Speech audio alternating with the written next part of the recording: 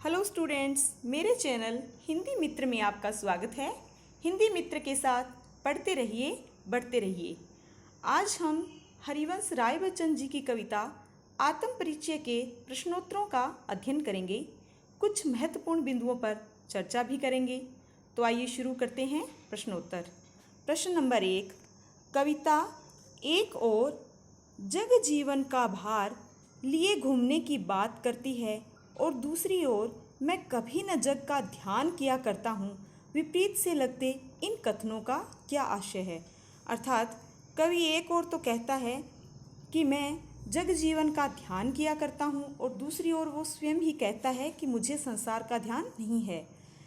तो इसका उत्तर हम इस प्रकार करेंगे। जग जीवन के भार से कवि का तात्पर्य सांसारिक दुखों से है। कवि ने के जीवन में भी परेशानियां हैं और दुख है, लेकिन फिर भी वह हर हाल में मस्त रहना चाहता है। प्रेम का संदेश पूरे संसार में फैलाना चाहता है। अपने दुख और सुख दोनों में मस्त रहता है। अपने अपूर्ण प्रेम व इच्छाओं को लेकर वह संसार में घूमता है। यही अपूर्ण प्रेम व सांसारिक दुख उसके जग जीवन अर्थात जीवन रूपी संसार का भार है। लेकिन फिर भी कवि कहता है कि मैं कभी न जग का ध्यान किया करता हूँ। अर्थात कवि अपनी दुनिया में मस्त रहता है। ये संसार क्या करता है, क्या सोचता है, इससे कवि को कोई फर्क नहीं पड़ता है। सभी व्यक्ति मान सम्मान और वैभव को प्राप्त करना चाहते हैं, लेकिन कवि अपनी दुनिया में मस्त है, अतः वह इस जग का ध्यान नहीं करता है। अतः हम कह सकते हैं कि कवि का अपना जग जीवन अलग है और संसार का अलग, इसलिए दोनों में संबंध नहीं है। अगला प्रश्न देखिए। जहाँ पर दाना रहते हैं वहीं नादान भी होते हैं, कवि ने ऐसा क्यों कहा होगा। दाना शब्द यहाँ मोह माया व सांसारिकता का प्रतीक है।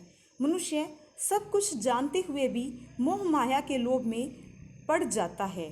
अतः कवि ने कहा है कि जहाँ दाना होता है वहीं पर नादान हो जाते हैं, अर्थात गलती या मूर्खता लोभ में पड़कर कर देते हैं। प्रश्न नंबर 3 देखिए।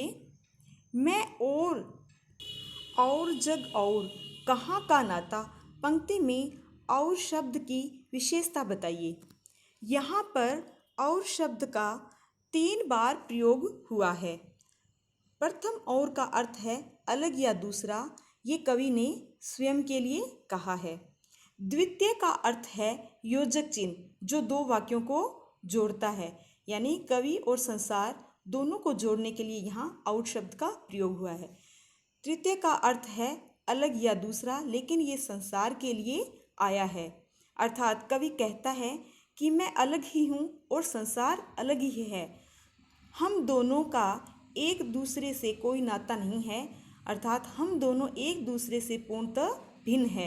यानी कवि और संसार को एक दूसरे से पूर्णतः भिन्न दिखाने के लिए और शब्द का 3 बार प्रयोग किया गया है। प्रश्न नंबर 4, शीतल वाणी में आग के होने का क्या अभिप्राय है। शीतल वाणी में आग में कवि ने विरोधाभास का प्रयोग किया है। अर्थात वाणी शीतल है तो उसमें आग नहीं हो सकती। शीतलता और आग 2 विपरीत गुण है।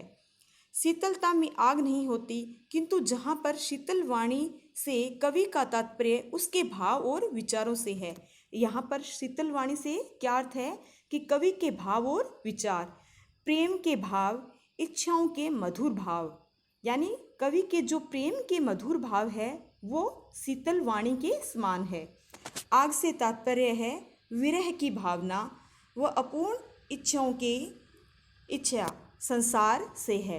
अर्थात विरह का मतलब है कि कवि का जो विरह है वो उसे आग कहा गया है। उसकी जो अपूर्ण इच्छाएं हैं जो इस संसार में पूरी नहीं हो पाती, वो आग के समान है। यानी शीतल वाणी उसके प्रेम का प्रतीक है और आग उसके विरह का प्रतीक है, क्योंकि कवि की वाणी में प्रेम है और हृदय में विरह की भावना है।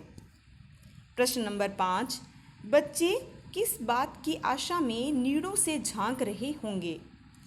दिन के ढलने के साथ साथ बच्चे अपनी माँ से मिलने व माँ के लौटकर वापस आने की आशा में अपने घोंसले से बाहर देखने लगते हैं कि माँ शाम होने से पहले ही लौटकर हमारे पास वापस आएगी।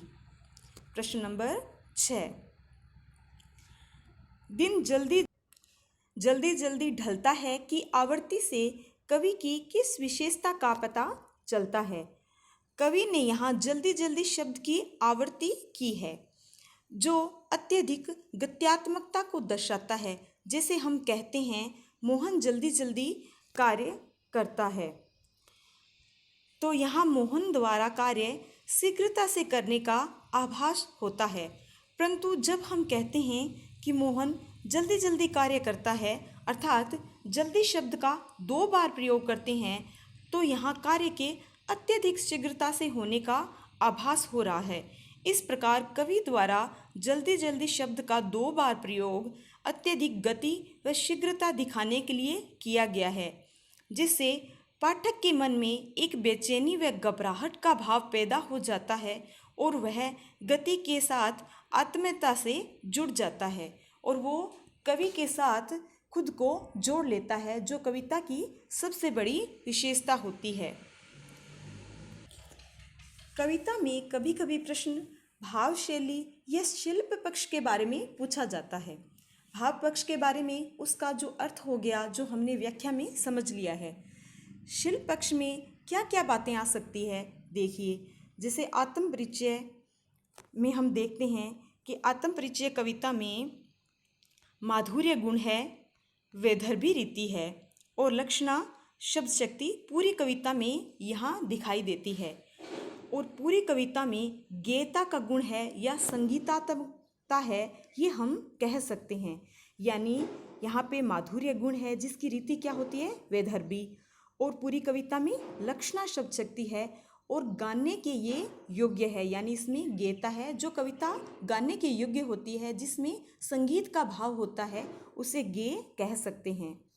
इसके अलावा जगजीवन, संसार रूपी तार, स्नेह सुरा, भवसागर सभी में रूपक अलंकार का प्रयोग किया गया है। यानी जग रूपी जीवन, संसार रूपी तार, स्नेह रूपी सुरा, भव रूपी सागर, ये सभी क्या है, रूपक अलंकार के उदाहरण है। उन्मादों में अवसाद, शीतल वाणी में आग, यहाँ पे विरोधाभास अलंकार का प्रयोग किया गया है। उन्माद यानी नशा, नशे की स्थिति होती है, जोश की स्थिति होती है, उसमें अवसाद नहीं होता, यानी 2 विपरीत भाव यहाँ रखे गए हैं।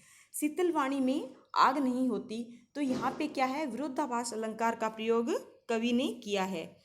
दिन जल्दी जल्दी ढलता है गीत में माधुर्य गुण है।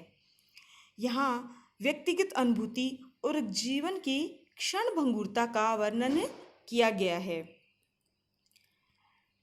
तो इससे संबंधित इतने ही प्रश्न बनते हैं।